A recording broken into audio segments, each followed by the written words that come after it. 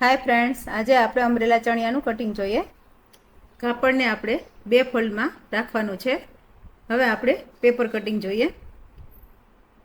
પેપરને આપણે umbrella ચણિયાનું cutting સમજવા માટે ટ્રાયેંગલમાં વાળવાનું છે, ઉરેફ ઘડીમાં. હવે આપણે માપ લેવાનું છે. માપ માટે આપણે લંબાઈ 40ની રાખવાની છે અને કમર 34ની રાખવાની છે. તો એ ઉપરથી કટિંગ જોઈએ. હવે આપણે કમરનો ભાગ 34 છે, એટલે કમરનું અડધું કરીને, અડધું એટલે 17, એમાં 2 ઇંચ ઉમેરી અને 19 થાય. 19ના પણ અડધા કરી એટલે 9.5નું કમરનું કટિંગ કરવાનું છે. એટલે જે ચણિયાનું કટિંગ થાય છે એમાં ઉપરના ભાગમાં કમરમાં આપણે 9.5 લેવાનું છે.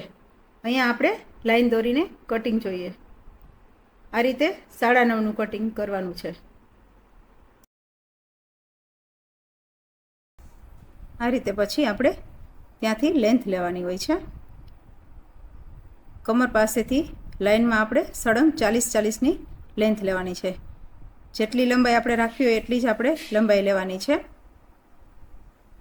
હવે એક સાઈડમાં આપણે કાપડ ઘટે છે તો ત્યાં આપણે ટ્રાયેંગલ મૂકવો પડે છે. આ રીતે રાઉન્ડમાં 40-40 લઈ અને લાઇન ડ્રો કરવાની છે. એટલે જે ભાગમાં ઓછું કાપડ છે એ બાજુ આપણે ટ્રાયેંગલ મૂકવાનો હોય છે. આ રીતે હવે આપણે કટિંગ જોઈએ.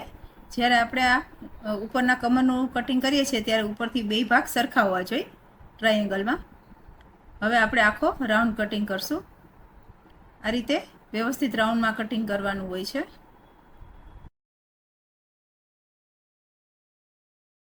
જ્યારે ચણિયાની લંબાઈ ટૂંકી હોય છે ત્યારે ત્રિકોણ મૂકવાની જરૂર પડતી નથી. જ્યારે ચણિયાની લંબાઈ વધારે હોય અને કાપડ ઘટતું હોય ત્યારે આ રીતે આપણે ત્રિકોણ મૂકવાનો હોય છે. એમાં સીધા ભાગ સાથે આપણે સીધો ભાગ લેવાનો હોય છે. આ રીતે વધેલા કાપડને આ રીતે મૂકી અને ઉલટાવી પછી પાછળથી ડ્રો કરી અને કટિંગ કરવાનું હોય છે. આ રીતે કટિંગ કરીએ એટલે આપણા 2 ભાગ કાપડના તૈયાર થશે. આ રીતે કટિંગ કરી અને પછી જોઈન્ટ કરવાના હોય છે.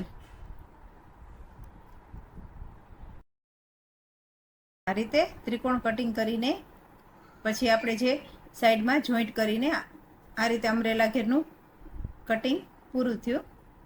અને પછી આપણે ડબલ અમરેલા ઘેર કેમ કટિંગ કરીએ એ જોઈએ. આમાં બેલ્ટનો ભાગ પણ આપણે લેવાનો છે. એટલે બેલ્ટમાં આપણે કેવી રીતે કટિંગ કરવું એ જોઈએ. કે જેમાં આપણી કમર છે 34, તો કમરનું અડધું કરી એટલે 17 આવે. 17માં 2 ઇંચ ઉમેરી એટલે 19નો બેલ્ટ કાઢવાનો હોય છે. લંબાઈ આપણી 19 છે અને પહોળાઈ આપણી 4 લેવાની છે. અને પહોળાઈમાં આપણે ઘડીવાળો ભાગ લેવાનો હોય છે. એટલે આખો પ્રોપર નેફો તૈયાર થાય છે. ઘડી ના આવતી હોય તો આપણે 2 ડબલ કાપીને જોઈન્ટ પણ કરી શકીએ છીએ. આ રીતે નેફાનું કટિંગ હોય છે.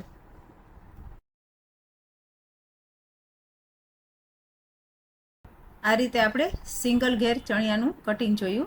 હવે આમાં આપણે ડબલ ઘેર ચણિયાનું કટિંગ પણ કરી શકીએ છીએ. એમાં આપણે જે કમરનો ભાગ આપણે 17નો લીધો છે, માપ એ જ હોય છે, પણ આપણે જે 9.5નું માપ લીધું છે એની જગ્યાએ 4.5નું એનું પણ અડધું લેવાનું હોય છે. સિંગલ અમરેલા ચણિયામાં આપણે 3 મીટર કાપડ જોઈએ અને ડબલ અમરેલામાં આપણે 5.5 મીટર કાપડ જોઈએ છે. તે ખુલે એટલે એકદમ ઘેરવાળો થાય છે, પણ બેલ્ટનું માપ જે છે એ તો સરખું જ રહે છે. લેન્થ વાઇઝ બધું સરખું જ રહે છે. હવે આપણે 5.5 મીટરમાં ડબલ અમરેલા ઘેરનું કટિંગ જોઈએ. જેમાં આપણે કમરનો ભાગ સિંગલમાં આપણે 9.5 લઈએ છીએ, એની જગ્યાએ આમાં 4.5નો લેવાનો હોય છે. અને બંને બાજુથી આપણે મેઝરમેન્ટ જોઈ લેવાનું છે કે સરખું છે કે નહીં. એ રીતે આપણે વેસ્ટનો ભાગ લેવાનો છે. હવે આપણે ત્યાંથી લંબાઈ લેવાની હોય છે. દરેક જગ્યાએથી વચ્ચેથી ને બધી જગ્યાએથી લંબાઈ લઈને આપણે લાઇન ડ્રો કરવાની હોય છે. જેટલી લંબાઈનો આપણે ચણિયો કરવો હોય એટલી જ લંબાઈનું કટિંગ કરવાનું હોય છે, કેમ કે ઉપર નેફો આવી જાય છે અને નીચે વાળવામાં જાય છે.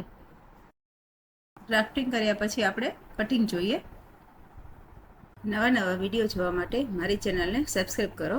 સિંગલ અમરેલા ઘેર અને ડબલ અમરેલા ઘેરનું કટિંગ આમ તો સેમ જ હોય છે, માત્ર કમરથી અલગ હોય છે. બાકી બેલ્ટ અને લંબાઈનું કટિંગ બધું સરખું જ હોય છે. સિંગલ અમરેલા ઘેરમાં આપણે 9.5નું કમર લઈએ છીએ અને 2 ઘડી રાખીએ છીએ. એની જગ્યાએ ડબલ અમરેલા ઘેરમાં આપણે 4 વાળું કપડું લેવાનું છે અને એનું પણ અડધું એટલે કે 4.5નું કમરનો ભાગ લેવાનો હોય છે. જ્યાં પણ આપણે કાપડ ઘટતું હોય ત્યાં કપડું રાખીને ત્રિકોણ કટિંગ કરવાના હોય છે અને પછી સ્ટીચ કરવાના હોય છે. અહીંયા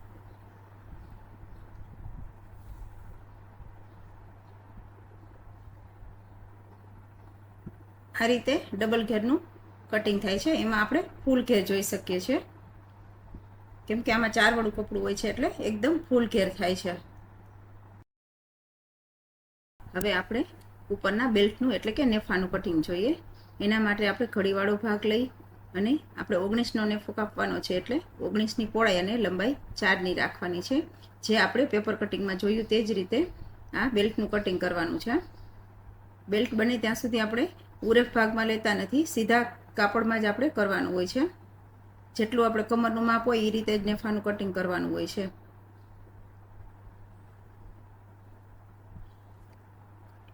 હવે આપણે કટિંગ કરીએ.